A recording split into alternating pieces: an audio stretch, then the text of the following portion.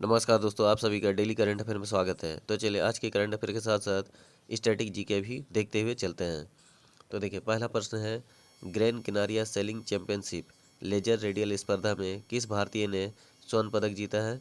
ये दोस्तों नेत्रा कुमानन। ठीक है, भारतीय सेलर है नेत्रा कुमानन। ये 24 साल की है, इन्होंने स्वर्ण पदक जीता है। ठीक है, अब देखिए, ये जो आयोजन है, ये चैंपियनशिप है, ये कहाँ हुआ था? ये हुआ था स्पेन में। ठीक है, तो इसे भी याद रखें, ये पूछा जा सकता है। स्पेन में ग्रैंड किनारिया सेलिंग चैंपियनशिप का आयोजन किया गया था। अब देखिए, स्पेन मैंने बताया, तो स्पेन से स्टैटिक जी के क्या बनता है? स्पेन की राजधानी है मैड्रिड। ठीक है, और स्पेन के संसद का नाम क्या है? कॉटेक्स। ठीक है, तो इसे भी याद रखिएगा। स्पेन के जो संसद है उसे कॉटेक्स कहा जाता है। ठीक है, और देखिए दोस्तों, Grand Canaria sailing championship laser radial स्पर्धा, ये एक यूरोपीय क्षेत्र का एक ओपन प्रतियोगिता है। ठीक है, सेलिंग प्रतियोगिता है। सेलिंग यानी ये नौकायान प्रतियोगिता है। चलिए अगला प्रश्न देखते हैं, फुटबॉल की शैली का कौन सा पहला चैंपियनशिप राष्ट्रीय स्तर पर किया जा रहा है? ये दोस्तों फुटसल क्लब चैंपियनशिप। ठीक है, फुटसल क्लब चैंपियनशिप का आयोजन पहली बार राष्ट्रीय स्तर पर किया जा रहा है। और देखिए दोस्तों, ये फुटसल खेल क्या है? फुटसल खेल जिस तरह से क्रिकेट का T20 प्रारूप होता है, उसी तरह से फुटबॉल का भी 2020 संस्करण है फुटसल। ठीक है, फुटबॉल का ही एक तरह का प्रारूप है, फुटबॉल की एक शैली है। तो फुटसल खेल का पहली बार फुटसल क्लब चैंपियनशिप का आयोजन किया जा रहा है। कहाँ पे? दिल्ली में। ठीक है, राष्ट्रीय राजधानी दिल्ली में किया जा रहा है, तो इसे याद रखिएगा। चलिए अगला प्रश्न देखते हैं, आप लोग कमेंट करके बताइएगा दिल्ली के सीएम का नाम।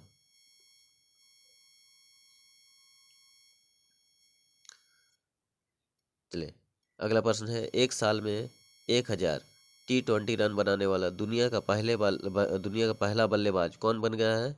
यह है दोस्तों मोहम्मद रिजवान। ठीक है, ये पाकिस्तान के खिलाड़ी हैं, और इन्होंने इन्होंने एक साल में 1000 T20 रन बनाने वाले दुनिया का पहला बल्लेबाज बन गया है। ठीक है, देखिए अगला प्रश्न भी पाकिस्तान से ही है, अंतर्राष्ट्रीय T20 में सबसे तेज 2500 रन बनाने वाले खिलाड़ी कौन बने हैं?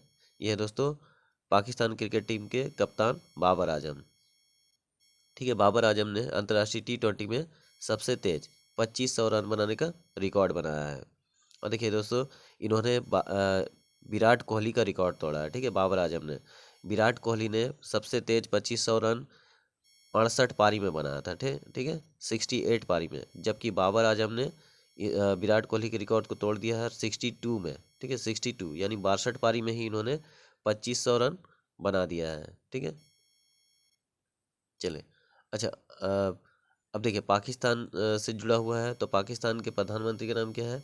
पाकिस्तान के प्रधानमंत्री का नाम है इमरान खान। ठीक है, और पाकिस्तान की राजधानी है इस्लामाबाद। तो इसे भी याद रखिएगा, पूछा जाता है हमारे जो आसपास के देश हैं उनकी राजधानी या फिर प्रधानमंत्री के बारे में पूछा जाता है। चलिए अगला प्रश्न है, टूरिज्म क्षेत्र का राष्ट्रीय अवार्ड किस राज्य को मिला है? यह है दोस्तों उत्तराखंड को। ठीक है, उत्तराखंड को टूरिज्म क्षेत्र का राष्ट्रीय अवार्ड दिया गया है। और देखिए दोस्तों, अ, केंद्रीय केंद्रीय टूरिज्म मंत्री हैं जी सतीश रेड्डी, जिन्होंने उत्तराखंड राज्य के जो टूरिज्म मंत्री हैं सतपाल महाराज, उन्हें यह अवार्ड समर्पित किया है। ठीक है, तो उन्हें सतपाल महाराज को जी सतीश रेड्डी ने जो उत्तराखंड का जो सम्मान था, टूरिज्म क्षेत्र का जो राष्ट्रीय अवार्ड था, उन्हें दिया है। अच्छा, देखिए उत्तराखंड से जुड़ा है, तो उत्तराखंड का स्टैटिक जी के भी पूछा जाएगा। देखिए, उत्तराखंड का सीएम कौन है अभी? यह है पुष्कर सिंह धामी। ठीक है, इसे याद रखिएगा, उत्तराखंड के सीएम का नाम क्या है? पुष्कर सिंह धामी।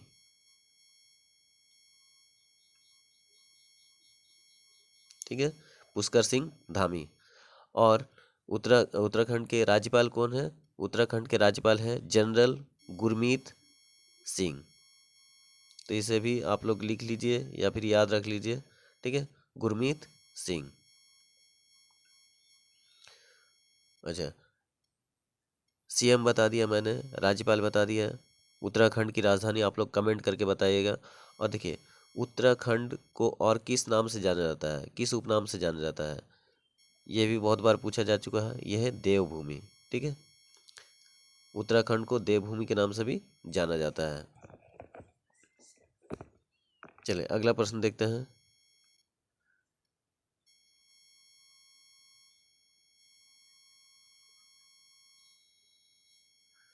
प्रधानमंत्री के पद से इस्तीफा देने वाले स्वीडन के प्रधानमंत्री का नाम क्या है? तो यह है दोस्तों स्टीफन लोफवेन, ठीक है। स्टीफन लोफवेन ने स्वीडन के प्रधानमंत्री थे, जिन्होंने प्रधानमंत्री पद से इस्तीफा दे दिया है, ठीक है। तो यह स्टीफन लोफवेन है, स्वीडन के प्रधानमंत्री, इन्होंने इस्तीफा दे दिया है। अब देखिए, स्वीडन है, स्वीडन से पूछा जाता है स्वीडन की राजधानी क्या है? स्टॉकहोम, ठीक है, स्टॉकहोम है। और स्वीडन स्वीडन के संसद का नाम क्या है? यह है रिक्सडॉग। कहीं कहीं डैग लिखा हुआ, कहीं कहीं डॉग लिखा हुआ, आप लोग देख लीजिएगा, ठीक है। किसी किसी बुक में अलग अलग तरीके से लिखा हुआ है, लेकिन रिक्स डॉग या डैग यही रहेगा। चलिए अगला प्रश्न देखते हैं।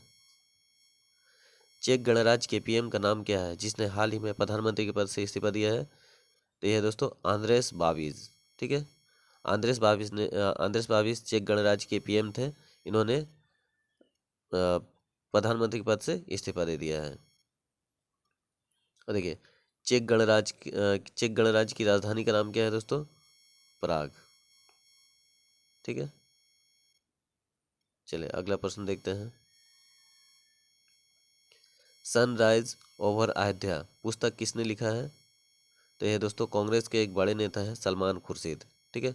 सलमान खुर्शीद ने सनराइज ओवर अयोध्या लिखा है, और इस पुस्तक पर विवाद भी चल रहा है, ठीक है। अब देखिए दोस्तों, एग्जाम में उन्हीं पुस्तकों के बारे में पूछा जाता है जो बहुत चर्चा में रहता है, ठीक है। तो इस पुस्तक का नाम याद रखिएगा, सनराइज ओवर अयोध्या। पुस्तक किसने लिखा है? कांग्रेस के नेता है सलमान खुर्शीद। ऑपरेशन एक्स पुस्तक किसने लिखा है? तो ये लिखा है दोस्तों कैप्टन MNR सामंत और संदीप उन्नीथन ने, ठीक है। और देखिए दोस्तों, इस पुस्तक में किसके बारे में उल्लेख है? 1971 का जो युद्ध हुआ था, ठीक है, पाकिस्तान, जिसमें पाकिस्तान को हराया था भारतीय सैनिक और बांग्लादेश के जो मुक्ति वाहिनी सेना थे, दोनों ने मिलकर पाकिस्तान को हराया था, ठीक है। तो इसी के बारे में ऑपरेशन एक्स में पुस्तक में लिखा गया है, 1971 का जो युद्ध था। और देखिए दोस्तों, भारत ने बांग्लादेश का मुक्ति संग्राम इस समय हुआ था, है ना। 1971 में एक तरह से बोल सकते हैं, 1971 में बांग्लादेश को आज़ादी मिली थी पाकिस्तान से। तो बांग्लादेश के सहायता के लिए भारतीय सैनिकों ने युद्ध किया था पाकिस्तान के साथ, और जिसमें भारतीय सैनिकों को या और बांग्लादेश के सैनिकों को जो जॉइंट ऑपरेशन था, उसमें सक्सेस मिला था। तो इसी पुस्तक के बारे में ये है। अब देखिए दोस्तों, 1971 के युद्ध में स्ट्रेटेजी से पूछा जाता है, 1971 का जो युद्ध हुआ था, उस समय पाकिस्तान के राष्ट्रपति कौन थे? ये दोस्तों आयूब खान, ठीक है। तो इनका नाम याद रखिएगा। चलिए अगला प्रश्न देखते हैं।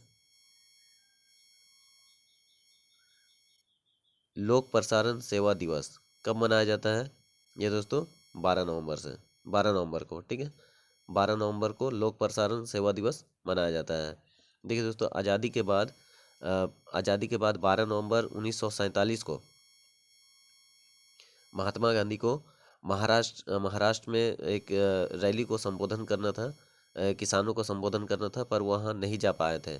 जिस कारण उन्होंने क्या किया था, दिल्ली का जो आकाशवाणी केंद्र है, रेडियो केंद्र है, वहाँ से उन्होंने लोगों को संबोधित किया था। तो इसी कारण 12 नवंबर को लोक प्रसारण सेवा दिवस मनाया जाता है, ठीक है।